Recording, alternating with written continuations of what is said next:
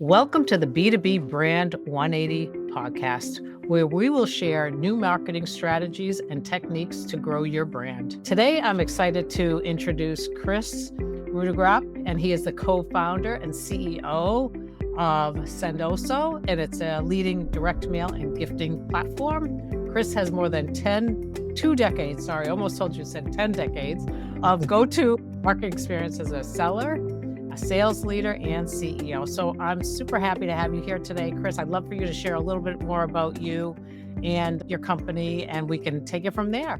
Perfect. Thanks for having me on, Linda. So Absolutely. I started Sendoso about 8 years ago. Prior to that, spent over a decade in software sales myself. And while I was Mhm. in sales, I really saw that email was becoming a bit more of a spammy channel and felt less personal. So as a seller, I started writing handwritten notes and sending them out. I'd go grab swag from our marketing closet and pack up boxes, or I'd be on a call and hear a dog bark and send over a dog toy to a prospect. And it all worked really, really well. It was just a nightmare to track, to manually go to the post office, to expense report everything. And so I dreamed up of an all-in-one solution, i.e. Sendoso, that allowed sales teams, marketing teams, etc., to kind of all in one be able to execute on direct mail and gifting integrated into your tech stack and software systems, global fulfillment, and just making it that much easier. That sounds awesome. That sounds great. So I'm sure, I mean, I know some companies don't even use, direct mail platforms or Yeah. gifting platforms at all. And they may not even technically know what they are exactly and how it can help their business. So can you share with the audience, like maybe an example of how a firm may use your platform, how it could really help them elevate Yeah. their sales opportunity? Yeah, I'd love to chat a little bit about that. Yeah, some different use cases. So, marketing might have a list of target accounts that they're trying to run demand gen programs on, and they might send out a mailer in the mail inviting them to connect. Sales teams might be prepping for a field event and wanting to send something out, inviting someone to a conference. Or field marketer might have a webinar coming up and they want to try to convert people that attended the webinar into follow-up pipeline. And so they might send a thank you gift after that webinar. Or an SDR might be booking a demo or a meeting with the prospect and want to make sure that person shows up on the demo. And so they Mhm. send them a gift card the morning of that demo. So we like to think about ourselves as like a Swiss Army knife that you can use for a lot of different scenarios.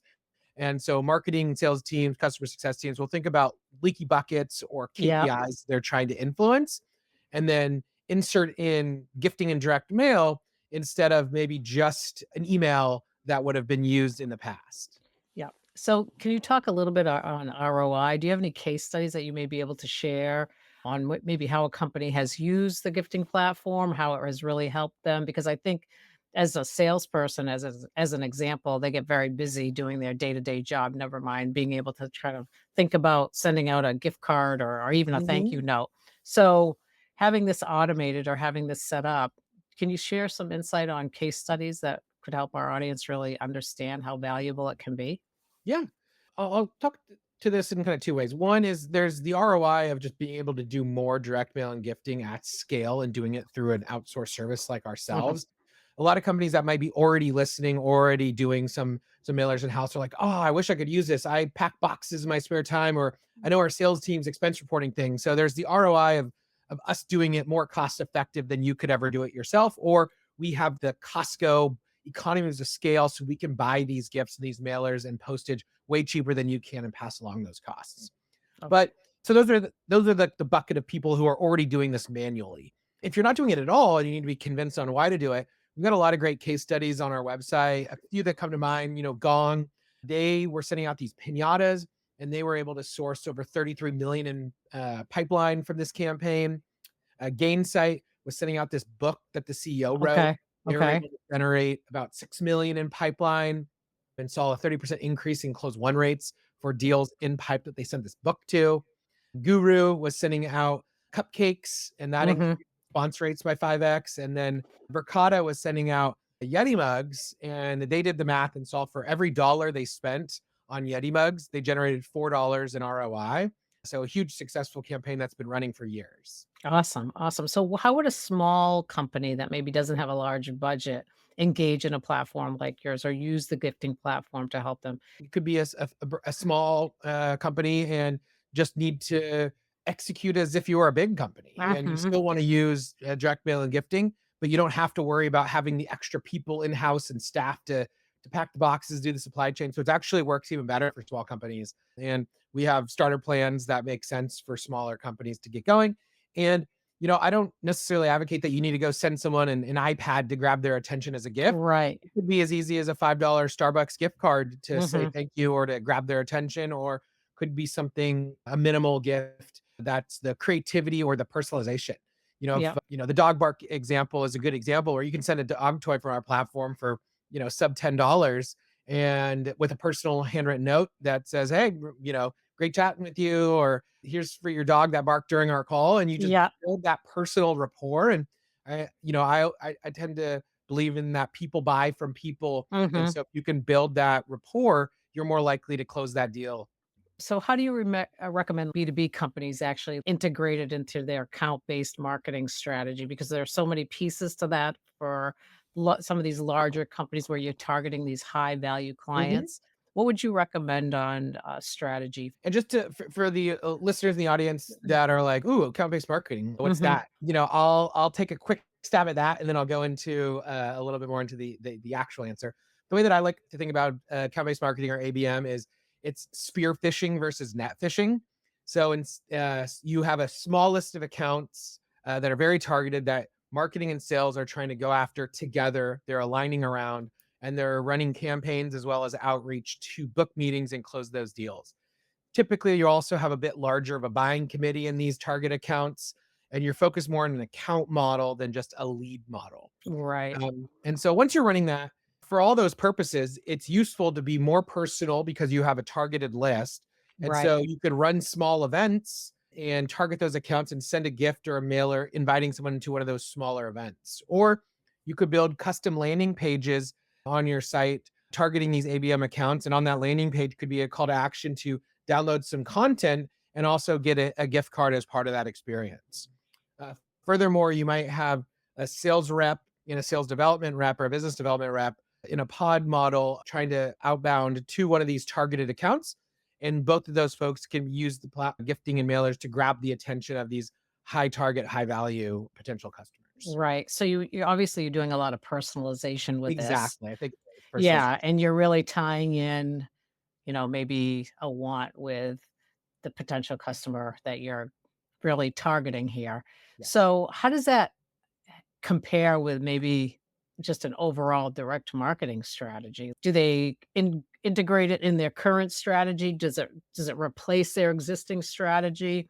Do you have any insight around that? Yeah, I think this is complementary to existing marketing programs. I think in today's world, there's so much noise and there's so much competition that you have to use every opportunity you can and every touch point to get in front of that buyer and break through that noise. And so if you are just using email, but your competitor is using email and direct mail, then your competitor has a higher likelihood of grabbing that attention of that prospect. Mhm. So I'm a firm believer in leveraging as many channels as you can, using email, using direct mail, using phone calls, using social, using digital advertising, using field events, really all the different opportunities you can to try to grab the attention, because that's really Mhm. today what you're trying to do in sales and marketing is grab the attention of buyers, educate them on the problem that you're Yep. solving, and then converting them into pipeline and customers. Yeah, so it's a multi-touch point. What would you recommend? Have you ever had anybody come to you that's maybe a super small business? They'd like to give this a shot. Have you had any success with, sometimes we have like starter companies, consultants, so on, that may be looking for strategies to help them actually grow. And because you're personalized, it seems like there might have, may have some legs. So I'd love you to talk a little bit about that. Yeah, for small businesses or small companies, we give you the tools that you can act as if you're a super large company that Mhm. has a sourcing team, that has a team that's going to be packing boxes, a team that's going to be tracking things and procuring things, and you can get the same bulk discounts as you would as if you're a large company because of our economies of scale. And so I think it's great for small companies that want to use our platform to gift out or to either prospects or even engage their existing customers and reward them for being clients. Yeah, so if I hear you correctly, basically, I think it's an opportunity. They could use this as a one-off, or they can use it as part of a larger integrated campaign to to drive appointments or whatever the case may be, Exactly. connections, sales. Speak about the emotional connection with, gift giving versus maybe a cold call or a, email cadence or something along that line. So I'd love to get your Yeah. insight. I think And a there's a couple things that come to play here. One is there's the psychology of reciprocity. I mean, getting something and you feel more compelled to respond. Mhm. And I think that in today's world, if you get a personalized gift, you're thankful that they spent the time sending you something personalized, and so you're more likely to respond to that. So I think there's the kind of the law or psychology of reciprocity. The second thing is just the tangible nature of opening up a box and the connection you have to that physical, tangible asset. Mhm. And I think that's something that is just also kind of a bit of psychology too, of that people are more compelled to reply or engage with something that is sitting on their desk or sitting on their doorstep or sitting in their Right. mailroom. Right. The third thing I think is just the fact that there's scarcity and Mhm. you get, thousands of emails and ads thrown at you every day, but you only get a few of these gifts or mailers. And so because they're more scarce, you have more of a reason to pay attention to them more often. And so there's a bit of emotional connection to that as well. So, I guess my final question to you is what would you say the most surprising lesson is that you've learned about customer behavior through this your company's journey, and how can these businesses that are out there actually leverage that expertise and knowledge that you have? Yeah, I think one of the most surprising things is it's the amount of raving fans and raving customers you can get from just sending something simple. It doesn't have to be expensive, and people just feel more gratitude towards you when you're sending them something during the sales cycle or as when they join you as a customer. And seeing all the social media posts from our customers or the follow-up emails where someone said something simple, it could be a box of cookies, but that timed right just really makes someone's day. And Mhm. I think, the surprise and delight that gifting and direct mail has can really make or break a customer relationship. That's Mhm. great. Thanks, Chris. I appreciate all your insight. Well, I'd love for you to share with the audience how they can get in touch with you, how they can learn about your product, and any other information that you'd like to share. Yeah, if you want to follow me or connect with me on LinkedIn, search for me, add me. Would love to chat there. If you have any personal questions for me, you can email me. It's Kris, Kris, at sendoso.com. Or if you're curious about Sendoso, check out our website. Awesome. Thank you so much.